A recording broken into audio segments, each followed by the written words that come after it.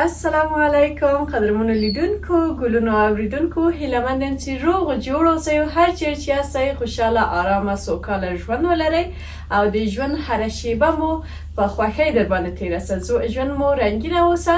د نړۍ له هر هیواد نه او یا هم د افغانستان له هر ښکلي ولایت څخه او هرې ښکلې سیمې څخه چې زما د ویډیو لیدونکي یاستئ تاسو ته ښه راغلاست وایم او تاسو ته ستړي مه شئ وایم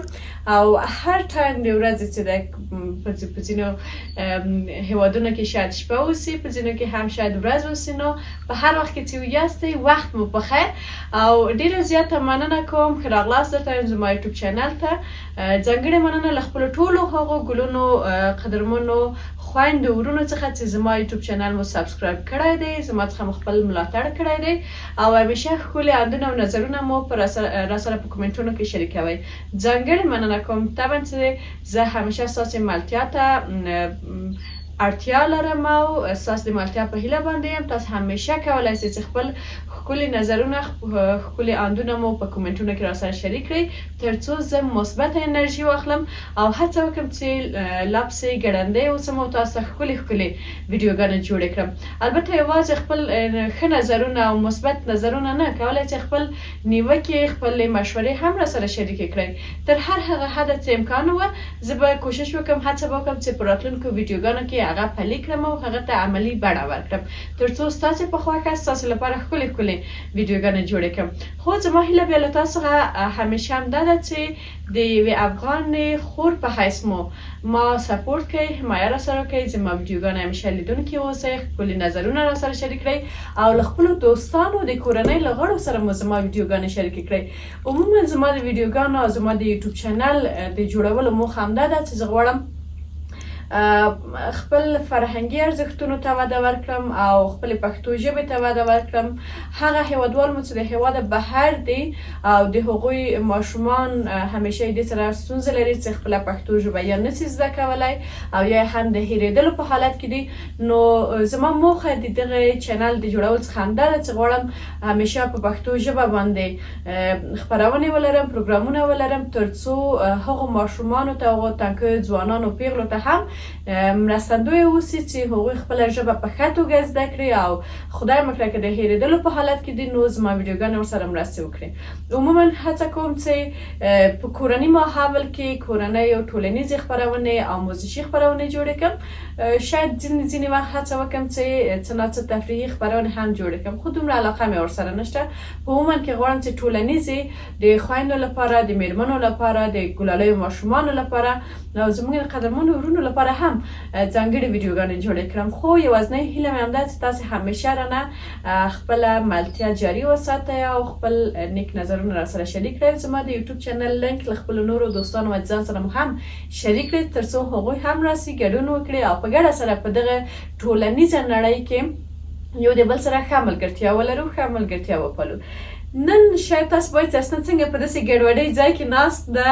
او شاوخوا یې هم داسې جامې دي هغه هم د ماشومانو داسې ګډوډي ده دا به څه دلیل اوسي او څه خپرونه به موږ ته وړاندې کړي نن مې وغوښتل چې لږ څه متفاوته خپرونه تاسو ته وړاندې کړم او موخه مې هم همدا وه چې د خپلو ورځنیو چارو ورځنیو کارونو څخه تاسو ته یوه ویډیو ولرم هیله لرم چې د خوښې وړ مو وګرځي ګلونو تیره ورځ زه بازار ته تللی وم لږ سامان او وسایل مې په کار وله هغه مې هم واخیستل او دې تر څنګ ماښام چې راغلم بیا مې لږ مازدیګر نو کالي مې ومینځل بیا مې وروسته له هغه نه ښه برقونه و متاسفانه په کابل کې نه پوهیم شاید په نورو ولایتونو کې هم داسې ستونزه اوسي خو په کابل کې دغه یو څه موده کېږي چې د برقونو پرچاوي ډېره زیاته شوې ده نو زه هم ټول کارونه هغه برق پورې چې اړوند دي ارتباط ولري همداسې مې په نوبت سره ایښي اوسي چې دا برق خلاص او زه په خپلو هماغه کارونو باندې شروع وکړم له هغه ډلې څخه یو د کالیو مینځل دي چې په ماشین سره مینځل کېږي او یو هم د کالیو یا د جامو اوتو کول دي تیره ورځ چې زه بازار ته تللی وم لیدونکو تاسو به دلته په تصویر کې وینئ وایي به چې اصلي دا کوربندونه د څه لپاره راوړي دي ما دا راوړي دي چې فکر وم ما په تیرو ویډیوګانو کې هم یوه ویډیو جوړه کړې وه د موسی جان لپاره د هغه د جامو لپاره د موسی جان کله چې مثلا ما یو قایدجان ورته جامې واخیستلې ما په هغه ویډیو کې ویلي چې له ما څخه کوډبند هېر شوي دي او نوی مې اخیستي نو ما ویل چې هر کله چې برابر شي زه به کوډبند واخلم بیا تصادف تر ننه پورې هغه ورځ هېڅ راونه رسېدل چې زه لاړه شم او کوډبندونه واخلم د موسی جان لپاره ځانګړي جدا کوډبندونه اوسي دغه کوم کوډبندونه چې د موسی جان جامې پکې ایښي مې دي هغه نه ټول د هوره جانې د سر خیرات دی او د هوره جانې دي د هوره جانې جامې مې په د نورو سبتونو کې ایښي دي خو موسی جان کالي مې د لپاره ماشوم دی د ورځې خو یو ځل حتما چې په کور کې اوسي جامې تبدیلېږي بیا که چیرې لاړ سو د خپلو خپلوانو دوستانو عزیزانو کره یا ځینې وخت په تفریح چکر باندې نو زه مجبور یم چې د موسی لپاره درې څلور جوړه جامې واخلم او هغه نو که برق ونه اوسي بیا نو هغه جامې چملکې کېږي خرابې کېږي او د استفادې وړ نه وي نو ځکه تېره ورځ تللې وم بازار ته نو بیا مې دا کوډبندونه واخیستله او را مې وړله ما همیشه د نور کوډبندونه څه اخیسته دا پلاستیکي کوډبندونه دي دا هم څو رقمه دي لیدونکو نو تاسو خو بازار کې لیدلي اوسئ ځینې ډېر نازک دي دا د نمونه ځینې ډېر نازک دي په دې شکل او دغه بیا هم ښه دي لږ دوام کوي یو څو موده نو زه به یې د یو نمونه هم تاسو ته درښیم چې د هوره جانې له برکت څخه بیا دا داسې کېږي دا بیا داسې ماتوي دا هوره ملامته نه ده کوډبند نازک دی وینئ تاسې دغه نازک چې اوسي دغه کوډبندونه بیا دا داسې زر ماتېږي دا هوره ملامت نه ده نه هېڅ ماشوم ملامت دی ځکه ماشومان د فکر کوي دا به د لوبو سامان اوسي وینئ دا اوس مات څه خو لږ مات څه ډېر وبښئ ډېر کم ما تاسو ته غوښتل چې په ژوندۍ بڼه هغه تجربه یې در وښیم تجربه یم دلیل همداسې مات څه نو د هغې لپاره پرون تللی وو ان منډیي ته تللی وو زه او قیصجان موسی جان مې مور ته ورسپارلی وی خدای دې مورجان ته مې د ډېر عمر ورکړي سره له ټولو هغو قدرمنو میندو مشرانو که هغه پلرونه دي یا میندې دي یعنې نیاګانې باباګان یا نیکونه چې په کور کې دي چې هغه خو د کور غټه سرمایه ده د کور برکت دی نو ګلونو د یوې خور په حیث د یوې وړې خور په حیث تاسو ټول نه هیله کوم چې خپلو میندو پلرونو په قدر باندې پوه سئ او قدر و عزت یې وکړئ ځکه چې داسې یو میوه ده د الله پاک له لور څخه که خدای موږ له یو وارې ورنه بېبرخې سولو بیا نو ډېر ژوند په سختۍ تېرېږي نو موسی جان مې مورجان ته ورسپارو زه او قیصجان هم منډۍ ته لاړو هلته چې لاړو تصادف دغه د اوسپنې آیني کوډبندونه ما پیدا کړل دا مې ډېر خوښ سول او دا نو شاید کلونه هم دوام وکړي هر څومره چې مثلا که غټان یا ماشومان زور پې ووایي که نه ماتېږي نو دا مې راوړله په ګډه سره نو تاسو هم ملتیا مې وکړئ غواړم چې تصمیم لرم لږ ځان په زحمت کړم وروسته له یو څو ورځو څخه د هورې جان او موسی جان ټول کالي راواخلم تیت یې کړم او وروسته له هغه نه تصمیم لرم چې هغه پلاستیکي کوډبندونه ټول موسی جان کالیو ته پرېږدم ځکه چې واړه دي او دا نسبتا لږ څه غټ دي دې کې به ټول د هوره جان کالي کېږدو او ویزان به کړو په ترتیب منظمه چې هم هره ورځ چې زه وینم یعنی انسان څومره چې کور دغه چار چاپریال منظمه وي پاک وي سوتره وي صفا وي هم خپله د سکون او راحت احساس کوي هم هغه خپل ماشومان چې اوسي مثلا چې خپلې جامې وګوري چې میندو یا کورنۍ غړو یې پلرونه ډېر په قدر سره یو چیرې ایښي دي او همیشه چې پاک منظم ګوري او ماشومان په روحیه هم ښه مثبت تاثیر کوي هم همدغه د ماشومتوب نه موږ هغوی ته نظم و ډیسپلین ورښیو یعنې دا ټول هغه د ژوند مهم کارونه چې موږ باید به اتفاق ورته ونه ګڼو او دغه کالي هم لیدونکو خو زه به شروع وکړم اول به دا راکته کړم ورپسې څنګه مې چې تاسو ویل چې پرون مې بیا بېګا مې بیا اوتو هم وکړله پرون مې د هوره جان او موسی جان کوم جامې چې مینځلې وې هغه مې بیا ټولې اوتو کړلې چې همدا نن ټول یو ځای په ځای شي ما ویل یو وارې کار یې خلاص شي حدس وهم شاید 100% کې مې نظر دقیقه ونه اوسي خو حدس وهم چې د اوس ځینې خویندې ورونه چې زما ویډیو ګوري یا مثلا زما په بکګراوند کې چې دغه د موسی جان او د هوره جان جامې ویني یا همدغه کومې جامې چې ما اوتو کړي دي دلته مې ایښي دي چې دا په کوډبند کې کېدم شاید کومنټ وکړئ شاید که کومنټ ونه کړئ په زړونو کې مو تاسې چې مثلا ما اسراف کړی او زه ډېرې زیاتې جامې مې د ماشومانو ته اخیستې دي او په افغانستان کې اوس شرایط داسې دي چې څوک د خوراک ډوډۍ نه لري دا خبره په دې باندې کوم چې مخکې ډېر څو ویډیوګانې مخکې فکر کوم یو قدرمنه خورکۍ وه هغې کومنټ کړی و چې تاسو اسراف کوئ نو په کلیزه باندې په دې په هغې باندې نو زه هماغه موضوع مې په ذهن کې وه چې داسې یو نظر راسره پیدا چې شاید ستاسو په ذهن کې وګرځي چې مثلا دومره جامو ته وګوره یا د موسی یا د هورې او په افغانستان کې خلک د ډوډۍ د خوراک پیسې نه لري یا مثلا د خوراک ډوډۍ نه لري. یو څه ده چې زه مطمئنه یم او دا په شرط تاسو ته وایم چې ستاسو په کور کې چې هر یو ماشوم لرئ، که مو خپل ماشوم دی، که مو خوارزاده دی، یا د ورور زوی دی، یا د خور زوی دی، یا مسۍ مو دی، هر څه مو چې کېږي یا نجلکۍ یا هلک، د هورې او د موسی نه به څو برابره ډېرې جامې ولري. دوه خبرې دي، یو سلیقه ډېره مهمه ده، یو دا ده چې په پنډکیو کې پټ کړي دي، پټ نه هلته چې نه وی مینځئ یا اوتو یا نه اوتو په پنډکیو کې قات کې و هغه پنډکي نو بیا یا د انواریو په منځو کې پرېښودل سي یا د تخت لاندې یا هر چیرې تاقچو کې کېښودل سي، متفاوت ځایونه ورته برابر کړي دي. که هغه د پنډکیو کالي راوباسئ د ماشومانو او په یو کوټه کې قطار کېږدئ او بیا یې لست ماته راولېږئ او کمنټ وکړئ چې زما د لور، زما د زوی، زما د خورزه یا د ورېرې دومره کالي د مطمئنه اوسئ چې د هورې او د موسی نه کالي ډېر دي. ولې سلیقه مهمه ده. تاسې باور کوئ زه به دلته اوس دا جامې چې رااخلم زه به تاسو ته وایم د هورې داسې جامې دي چې تقریبا د 2 کلنۍ دي، یعنې اوس هوره 3.5 کلنه ده که نه. زه عموما یو عادت لرم، دا هم یو تجربه د ژوند ده. زما مورکۍ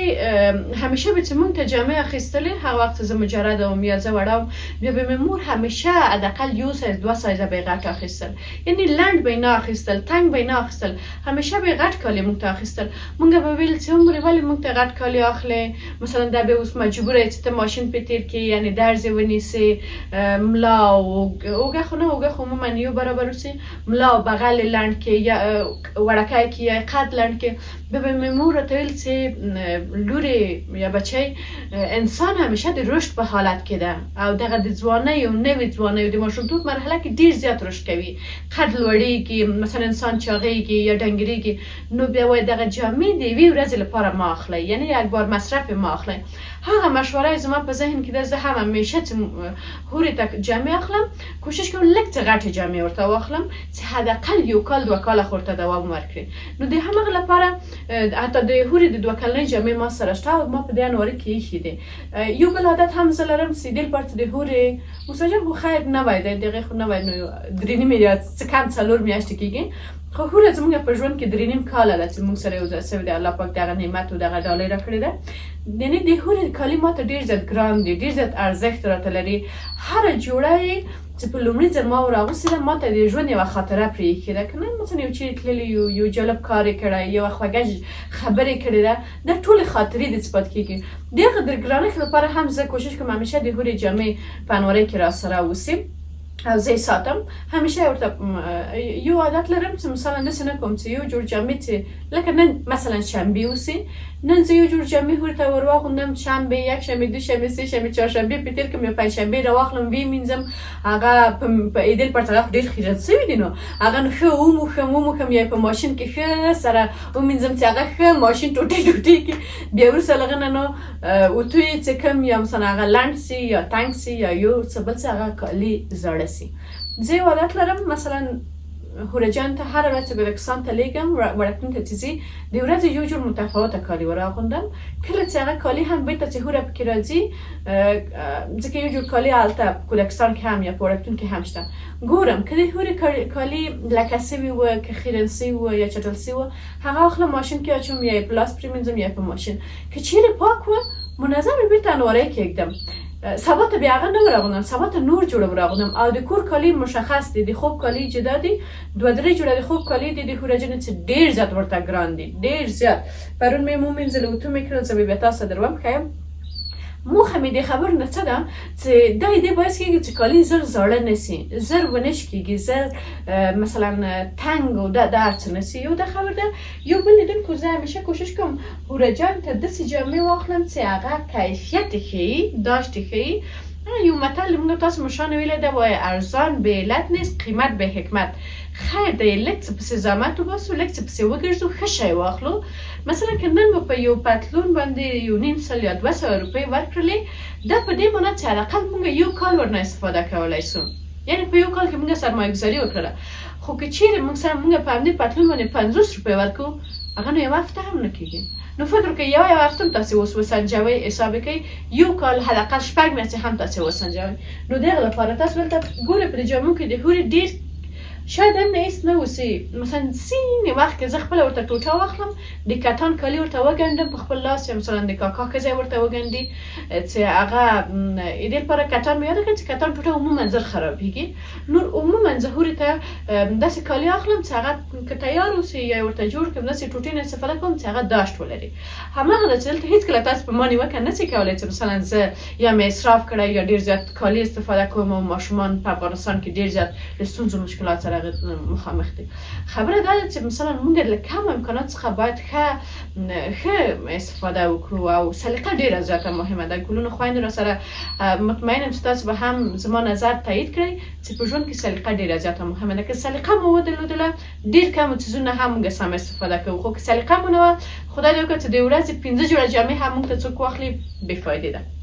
خبرې به نه اوږدوم، اوږدې مې کړلې ګرچې تاسو پوهېږئ چې اسنه لږ ډېره قصایي ده او ډېرې خبرې کوي. نو شروع به وکړم په خپل کار باندې. اول به دغه ټولې جامې راکاږه کړم، مرتیا مې وکړه.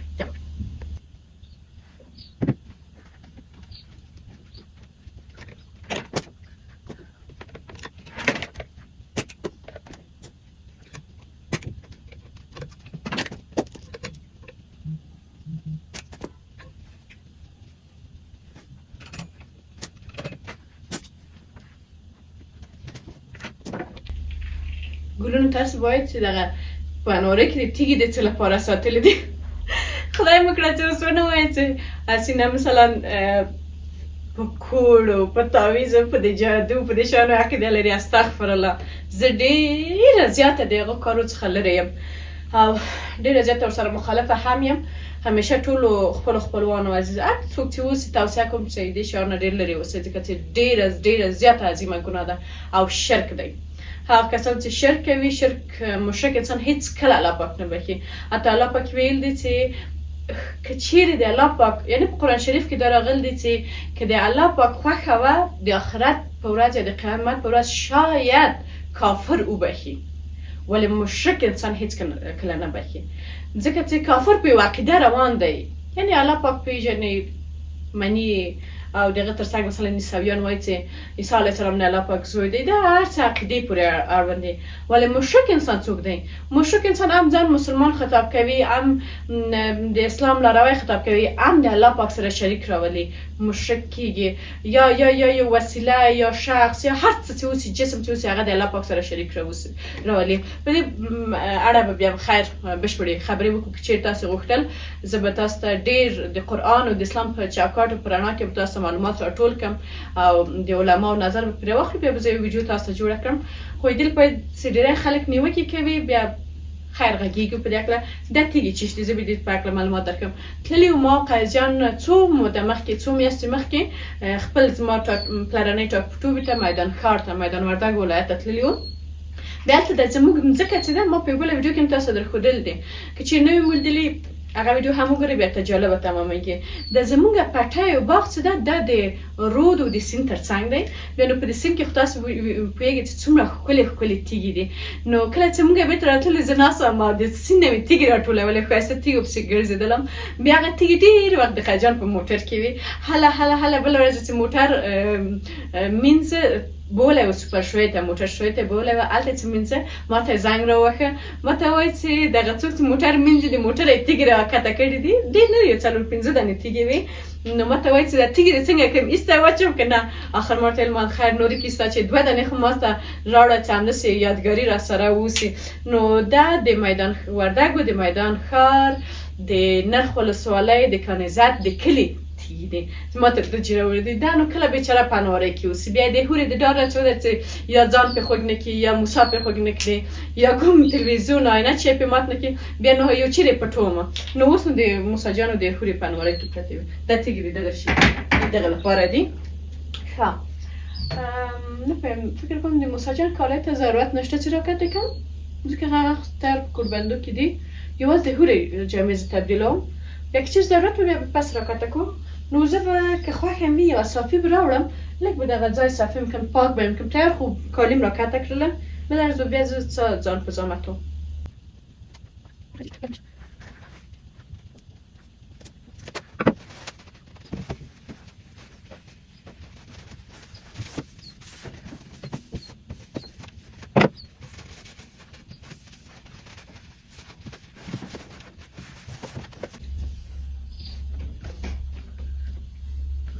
بسم الله به وکړو پیل به وکړو په خپل کار باندې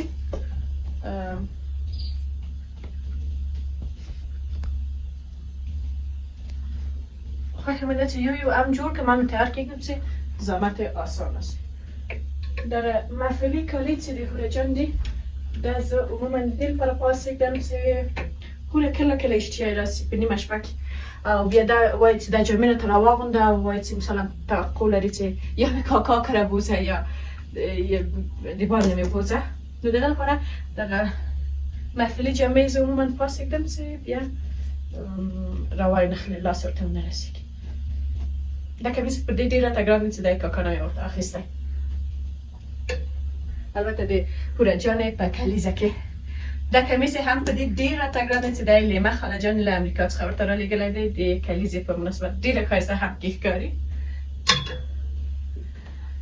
او دا خو نو بیا په دې راته ګران دی چې دا افغاني کمیس دی افغاني جوړه ده او دا ما خپله ورته ګنډلی دومره کاریګره یم دا مې متفاوته ډیزاین کې ورته ګنډلی دی قلچه کله کله یې ورته ور اغوندم او د هوره جانې هم د افغاني جامې ډېرې خوښېږي ګلونو دوستانو د دې لپاره چې ویډیو لږ څه اوږده ده او د دې لپاره چې تاسو خاص ټاکنه تماما نیسئ نو دغه ویډیو په دوو برخو باندې ویشمه لومړی قسمت به همدا ویډیو وي او دویمه برخه ته هم په تمه اوسئ ډېر ژر به هغه هم اپلوډ کړم نو د لومړنی قسمت دی او پاته قسمت هم حتما وګورئ چې د دې المارۍ نه زه څه جوړوم غواړم لږ څه نوښت وکړم لږ څه بدلون پکې راولم تاسو هم کومنټ وکړئ چې څنګه ده دغه افغاني جامې او ګرد جامې او پنجابي دا به ټول پاس کېږدم او دغه پتلون او بلوز دا به ټول لاندې کېږدم ښه نظر دی که نه ښایسته به ښکاره سي منظمه به ښکاره سي دا هم د هوره جانې هزارګي جامې دي په دې کې به تاسو ویډیوګانې ډېر لیدلې اوسئ ځکه چې موږ کله بامیان ته تللي وو نو همدا جامې مې ور اغوستې وې او نه پوهېږم هغه نورې هزارګي جامې مې چې په بامیانو کې ورته اخیستې وې هغه مې خو دا چیرې ایښي دي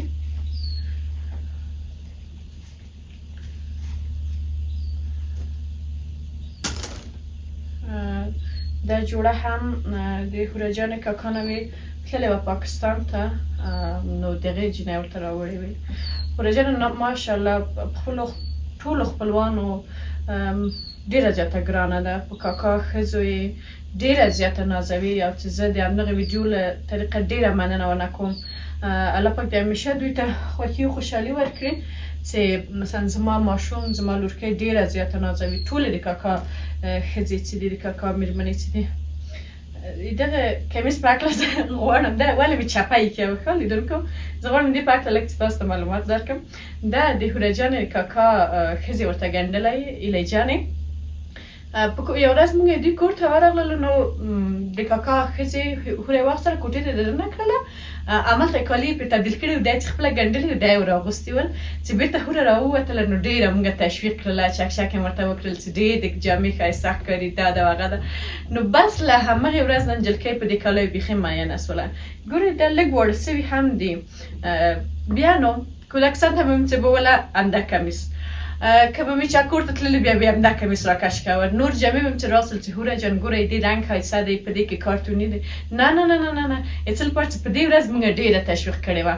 نو چې هر چیرې به تلله آخر ته ډېره مې دا کمیس ورنه پټ ساتلی وه بیا مې بېرته زړه وسوځېده را مې ور په المارۍ کې مې وځړه ولې چپه اوس غواړم بېرته یې راسته ورځړم پرېږده ځینې وخت که زړه غوښتل ورته وابه یې غوندم ځکه چې بیا وړېږي او تنګېږي هم